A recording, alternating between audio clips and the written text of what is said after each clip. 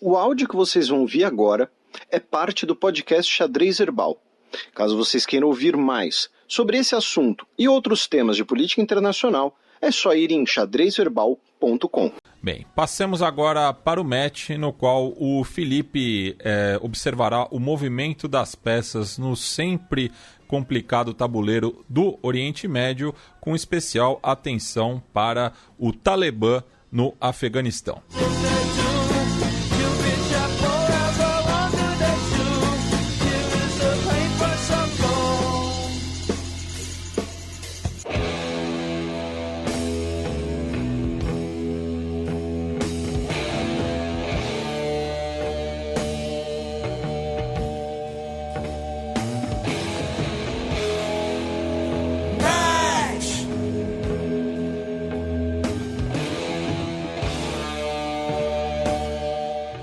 Bem, pessoal, a gente vai dar um breve giro, né, pelo Oriente Médio, pelo grande Oriente Médio, né, e vamos começar pelo Afeganistão.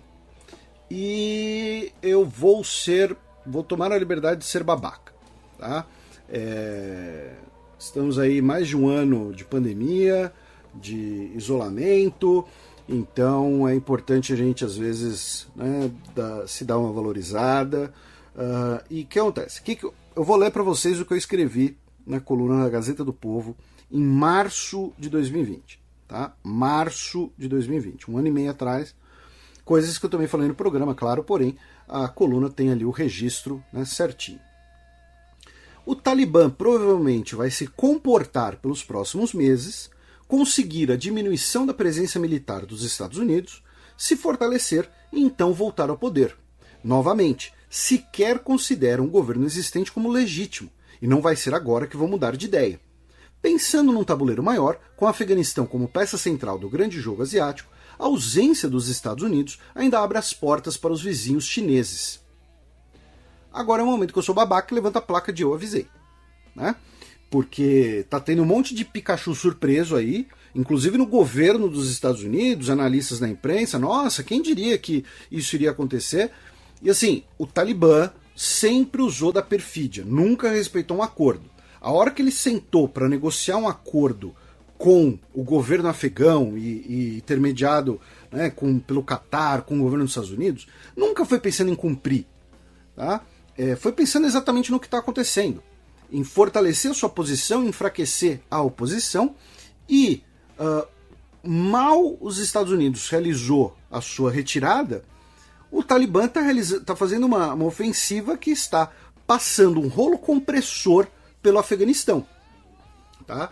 E assim, rolo compressor nesse caso, obviamente, é uma metáfora, mas quase não é, porque a gente está falando, tá, da tomada de 13 capitais regionais num período de pouco mais de uma semana.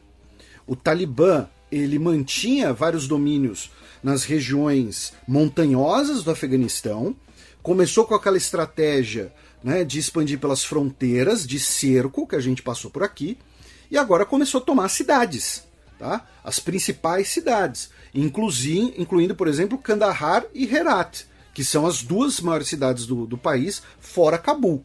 Né? Kandahar, inclusive, se você não ouviu o nosso Fronteiras Invisíveis sobre o Afeganistão, Kandahar foi fundada por Alexandre o Grande. Tá? E Alexandre, né, Alexandros, né, em grego, acho que a pronúncia é mais ou menos essa, em persa virou Iskandar, e Iskandar virou Kandahar. Tá? Mas Kandahar dá para dizer que é uma Alexandria. Tá?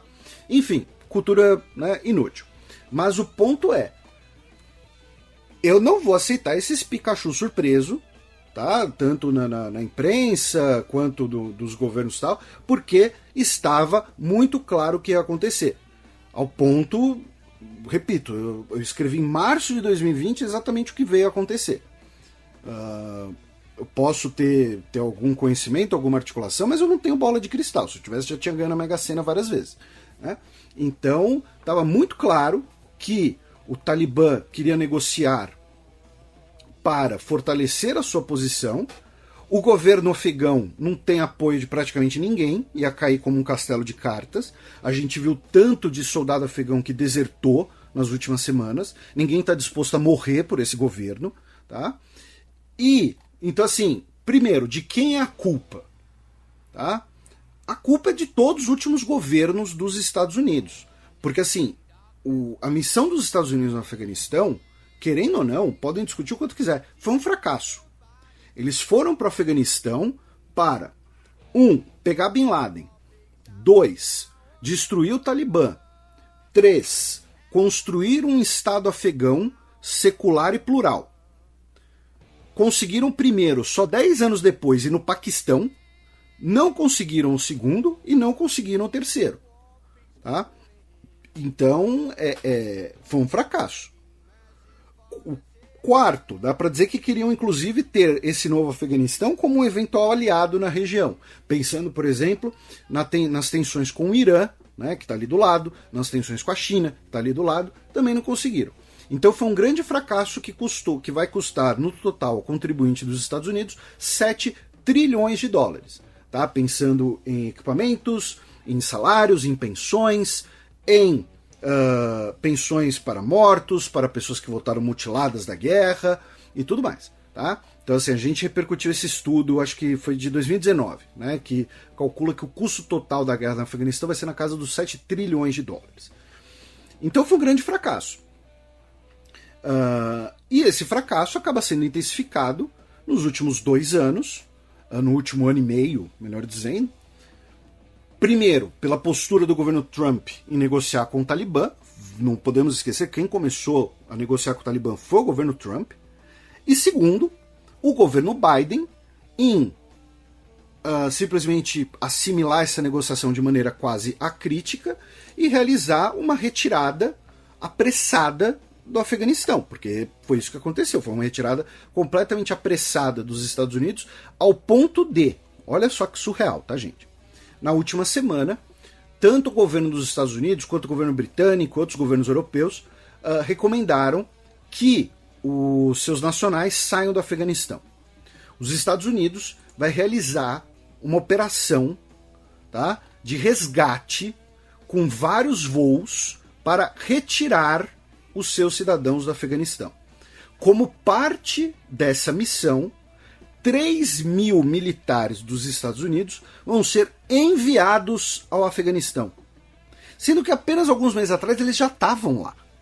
Então vejam como é um negócio surreal. Tá?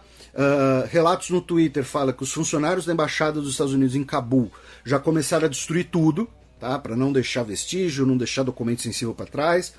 Falando em destruir tudo, o Talibã já tomou mais de 100 viaturas blindadas que eram dos Estados Unidos, já tomou 6 drones, tá?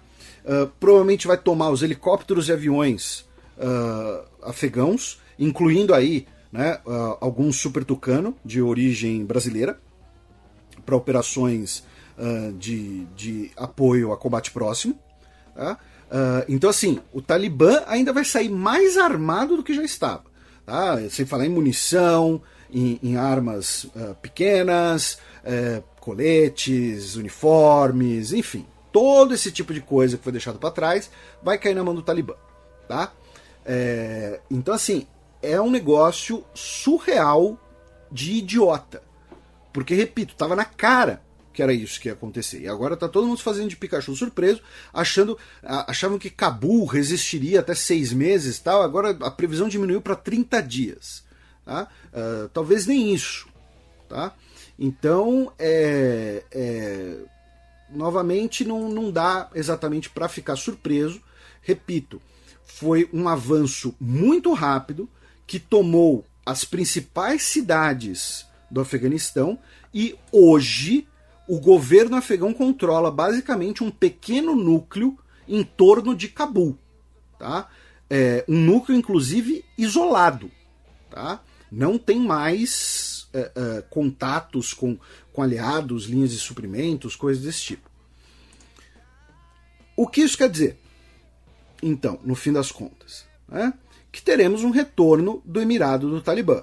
Né, o Emirado do Talibã que governou o Afeganistão de 1996 até 2001. E o mais interessante é, o Emirado do Talibã, naquela época, ele foi reconhecido por apenas 3 países. Arábia Saudita, Emirados Árabes Unidos e Paquistão.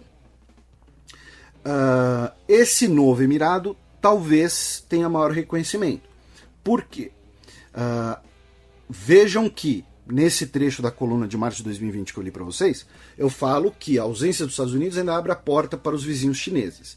E depois eu também falei da relação entre Afeganistão e China em alguns momentos. O que acontece? O principal aliado do Talibã, mesmo que eles neguem, todos os envolvidos neguem, é o Paquistão. Tá? O Paquistão sempre foi o principal aliado do Talibã, fornecendo todo tipo de apoio que possa ser envolvido. Por sua vez, o principal aliado do Paquistão é a China. Os Estados Unidos, e eu não sei por que isso acontece, ainda lida com o Paquistão como se fosse um aliado incondicional. Como era, por exemplo, nos anos 1980. Né? Não é mais. Hoje, o principal aliado político, econômico e militar do Paquistão é a China. O Paquistão é o maior comprador de armas chinesas no mundo. A China é a maior fornecedora de armas para o Paquistão. Paquistão e China têm diversos projetos armamentistas em conjunto.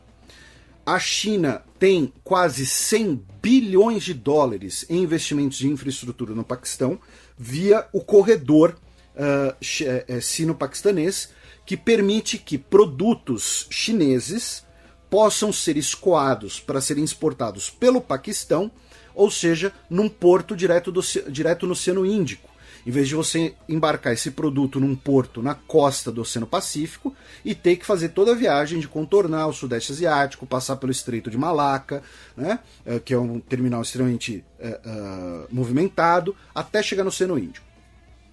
Também vai permitir petróleo chegar à China por essa rota. Então, hoje, o Talibã tem como principal aliado o Paquistão. O Paquistão tem como principal aliado a China. Ao mesmo tempo, pensando em potências, tá? Lembrando, o raciocínio das potências é sempre movido por interesse. Esquece bonzinho, esquece malvado. Então, assim, o Talibã é um grupo que não respeita vários dos direitos humanos, é um grupo violento, é um grupo extremista, é um grupo que reprime parte considerável da população, que é a parcela feminina da população.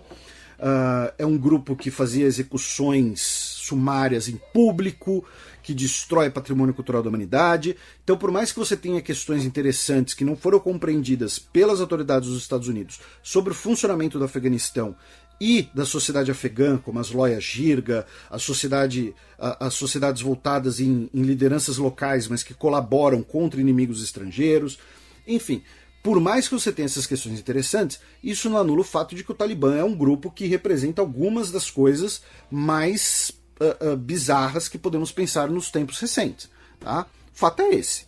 Então, tendo em vista a questão do interesse, novamente, desconsiderando questões de mocinho, bandido, malvado, pensando em interesse, quais seriam os interesses da China no Afeganistão?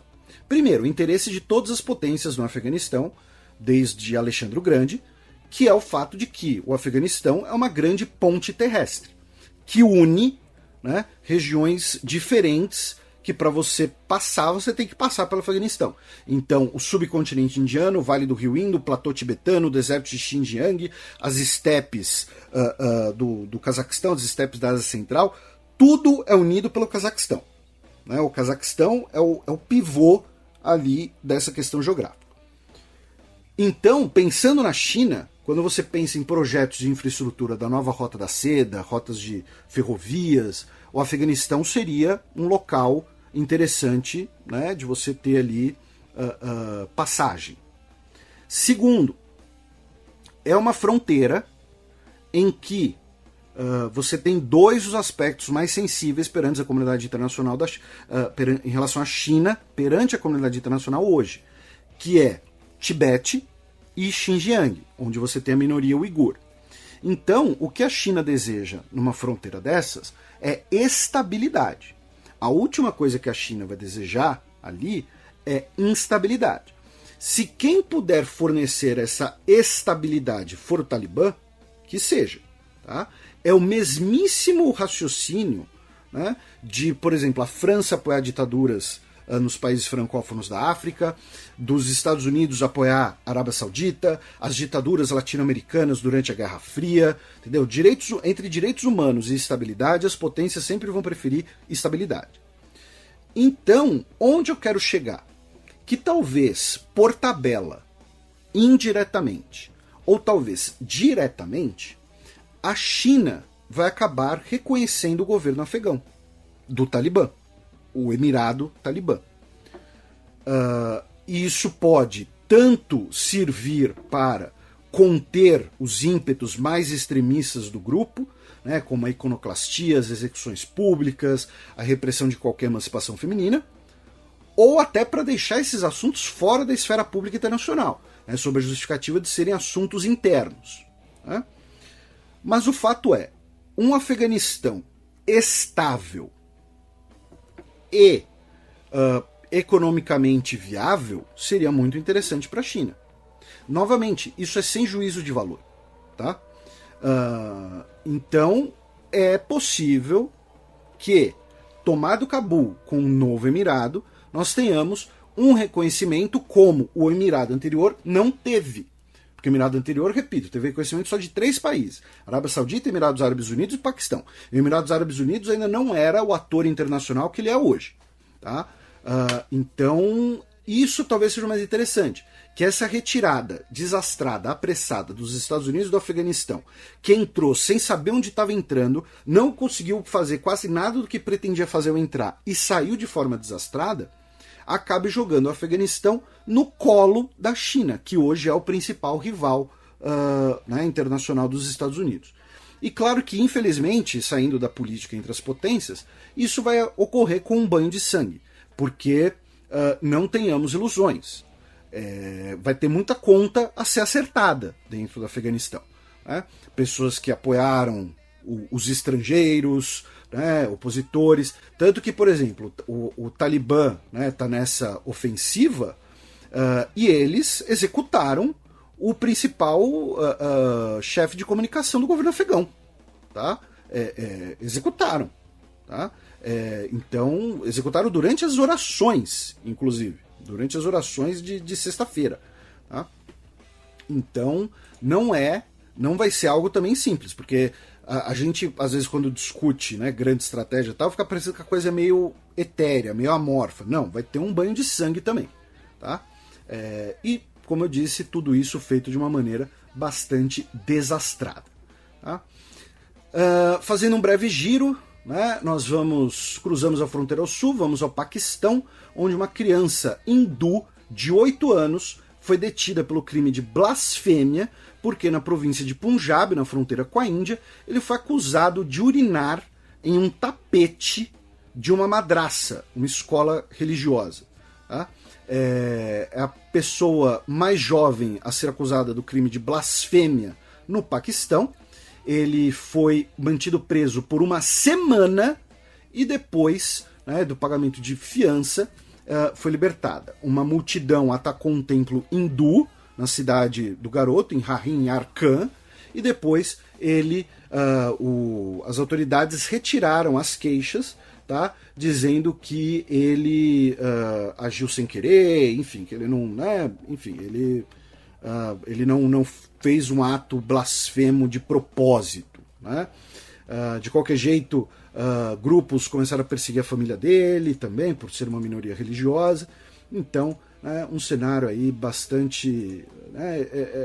quando fala de crime de blasfêmia, né, sempre abre margem para alguma coisa bastante autocrata. Né? Ainda no Paquistão, o premier, o Imran Khan, ele deu uma entrevista sobre a situação afegã. Recomendo que leiam, inclusive, foi publicada, por exemplo, na Reuters, mas ele falou perante vários jornalistas.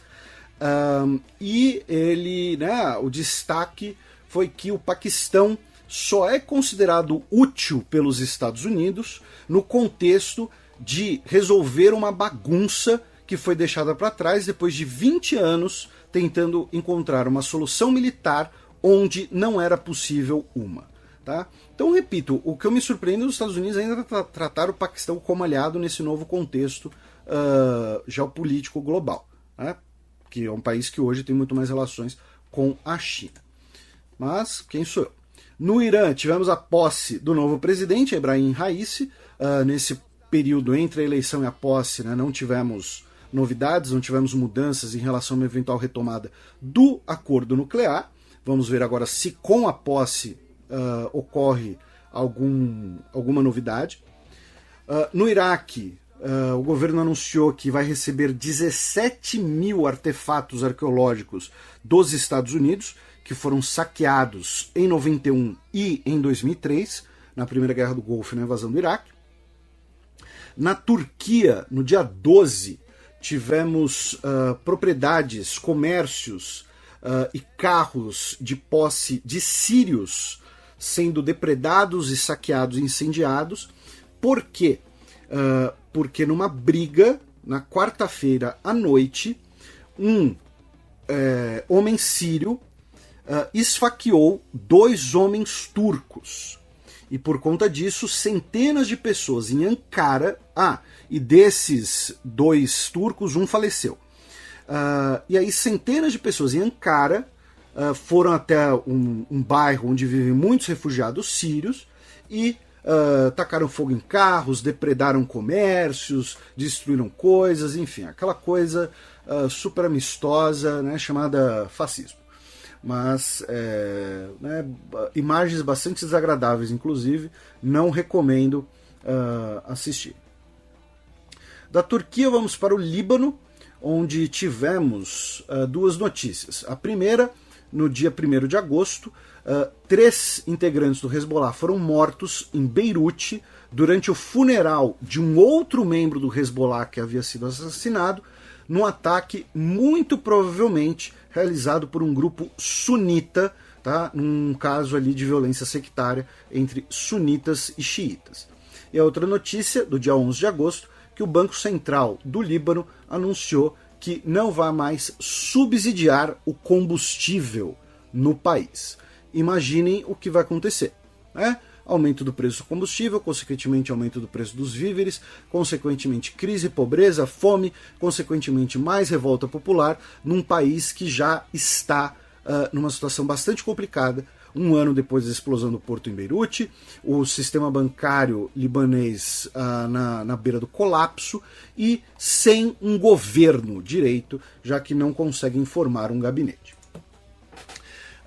Um pouco mais ao sul, em Israel, o governo anunciou que pretende assentar 2.000 novas residências na Cisjordânia. Tá? Quem disse isso foi o Benny Gantz, o ministro da Defesa. E também 1.000 residências para palestinos vivendo nas áreas C da Cisjordânia. As áreas C são as áreas sob controle militar israelense. Tá? Então, esses novos assentamentos iriam, né, interromper a pausa de 10 meses de novos assentamentos e seria a primeira ação desse tipo no novo governo do primeiro-ministro Naftali Bennett, que, como a gente contou por aqui, não era tão diferente assim, ideologicamente falando, do Benjamin Netanyahu. De Israel vamos para o Egito, onde 8 soldados foram mortos no Sinai durante uma operação contra integrantes do Daesh na península, e segundo o governo egípcio, além dos 8 soldados egípcios mortos, quase 90 terroristas foram mortos na operação. E também Egito e Rússia retomaram os voos diretos entre os dois países, que estavam suspensos desde 2015, quando o avião foi muito provavelmente alvo de um ataque terrorista que deixou 224 mortos em outubro de 2015. O Egito, que é um destino muito popular para turistas russos, desde os tempos de União Soviética, inclusive. Na Líbia, tivemos um caso muito curioso, que foi recente, então ainda vão vir mais coisas, vamos debruçar mais sobre o assunto, mas é o seguinte, encontraram um tablet, tá?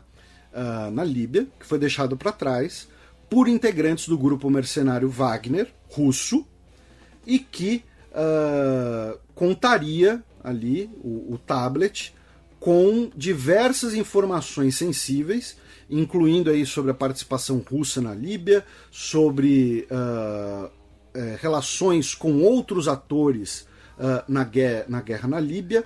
Então, acaba, né, a BBC teve acesso a esse tablet, ele foi tomado, né, foi encontrado em Trípoli em maio de 2020.